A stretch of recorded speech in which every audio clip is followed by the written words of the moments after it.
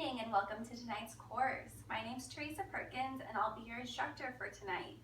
Today we'll be going over physical activity and environmental influences. So let's go ahead and begin by going over the student learning objectives. Just go ahead and take a look at these of what you should be able to achieve or list or be able to discuss after this course is finished. Again, just look these over. Now, did you know that only 1 in every 3 adults receive the recommended amount of physical activity each week, and that more than 80% of adults do not meet the guidelines for both aerobic and muscle strengthening activities? 1 in about 5 homes have parks within a half a mile, and that includes having a fitness center or a recreational center nearby. Before we begin, go ahead and consider to yourself, how often do you participate in physical activity, and what types of physical activity do you do? Again, how far do you have to travel? Are you in that range of that 1 in 5 homes, or do you have to go a lot further? So let's go ahead and define, what is physical activity? Well, it's any bodily movement produced by skeletal muscles that require energy or expenditure. So what you listed earlier, did it meet that definition?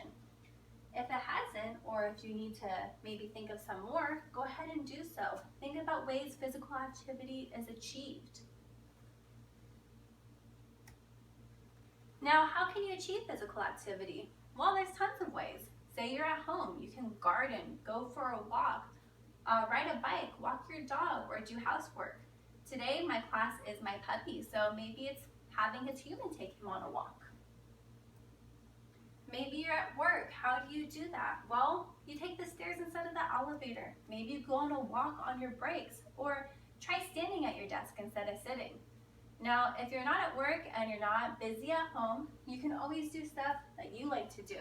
Maybe that means dancing or participating in a sport. Maybe that means joining a gym or hiking. Now, let's go ahead and do an activity.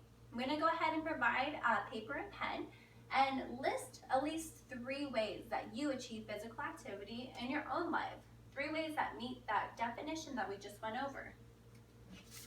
All right, Lincoln, if you could please provide me a definition or your options right here. Thank you. So Lincoln has gone ahead and listed that he likes to chase squirrels. He likes to play with his ball, and he likes to chase his tail. Each of those things uses his muscles, and it really expends that energy, so it meets that criteria. So why should we do physical activity? Well, it has positive influences. Some of those could be that it boosts your mental health, it boosts your physical health, and it promotes your confidence. Those are just a few. So what are the ways that it could influence you positively? Go ahead and brainstorm a few. Write them down. Lincoln's gone ahead and wrote his down earlier.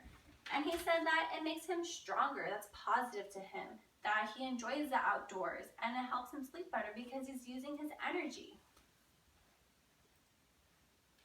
With the positive, there's always a negative. And what's that negative of not being physically active? Well, it increases causes of mortality, increases causes of chronic disease, increases causes of disability or complications of that disability, and it can increase your depression or an anxiety.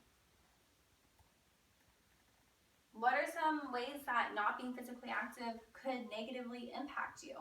Go ahead and list those down. Lincoln's done his, and he's gone ahead and list them as maybe he won't be able to fit into that collar of his, putting on that extra weight. Maybe it's going to keep him away from his friends because being outdoors means him being sociable, and he's going to have some unexerted energy. So we've talked about physical activity. Now let's go over environmental influences. So what is an environmental influence? Well, it's an identifiable element in the physical, cultural, demographic, economic, political, regulatory, or technological environment that affects survival, operations, and growth of an organization.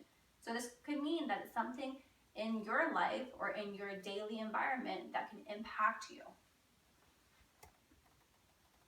Let's go ahead and consider those for a moment. What items or things in the environment or environmental influences are in your life? Lincoln's gone ahead and listed some. He's included weather, local areas like parks or not having a dog park, that it gets dark earlier here now, and having stairs.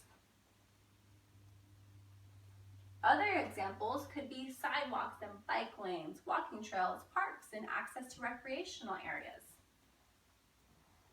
It could also be having a safe neighborhood. It could mean having public transportation or street designs that are more conducive to being outdoors, like slower speed limits. So consider those. We've gone over the environmental influences, we've gone over some physical activity. How do you think those relate together? Do you think that they have an effect? So go ahead and put a star next to any environmental factor that you've listed that might have an impact on physical activity. So if you see your paper or you've seen Lincoln's paper, you'll notice there's probably a lot of stars there. That just shows that a person's surrounding has a huge impact on their physical activity. And those impacts could be positive or they could be negative. That could be anything in your environment. So think about a physical environment. Is it man-made or is it a natural environment? Your social surroundings, that could be your family or friends. Those can impact you as well. So what can environmental influences affect? Well, a huge amount. It can affect where a person partakes in the physical activity, what activities they do, when they do them, and how often they can perform them. So let's go over a few factors that promote physical activity. So safe neighborhoods. If you feel comfortable outside, maybe you're more prone to going outside. Protected bike lanes, feeling safe when you're riding your bike. Access to nearby parks or local gyms. That availability might make you go ahead and go use them. Maybe some environmental influences that discourage physical activity could be exposure to crime, having high crime rates. Physical barriers. If you have a disability and your area is not conducive to it, is it really going to make you able to go outside and be physically active or have physical activities inside of your home? What about not having a destination or scenery? Do you want to run next to a beautiful lake or run through a kind of a dirty area? Those are all things to consider. So go ahead and brainstorm. Use the partner you're with or brainstorm with yourself. Look at your list and look at those that would be positive influences. If you don't have any, go ahead and list them out and try to consider why they could be. And we're going to share some of those right now. So for Lincoln, a sunny day could mean that he wants to go outside and play, that he wants to be outdoors. Big grassy fields could give him opportunities to run, play with balls, or meet other doggy friends. And having stairs, for us that would be a positive influence on our physical activity. We don't have a physical disability, so going up and down the stairs really exerts that energy. So we've gone over a lot of information, and at the end of this, you should be able to define that physical activity and give some examples. Are you able to do that? And go ahead and think of some of that right now. Can you define environmental influences and give me some examples of environmental influences in your life? Go ahead, refer back to your list that you made. Let's talk about how environmental influences are related to physical activity. Can you really go over that subject matter? Is that something that you feel comfortable with? Again, look back at your list. How did those really affect? Could it promote? Yeah. Could it hinder? Of course.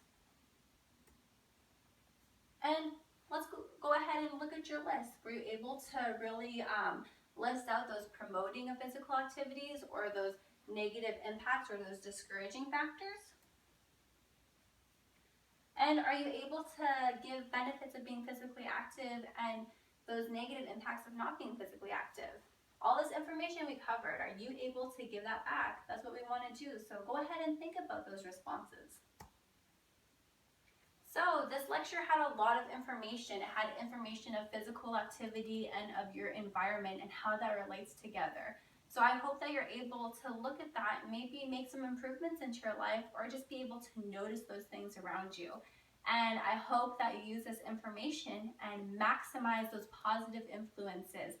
Take those stairs at work and try to go on those walks when you're able to.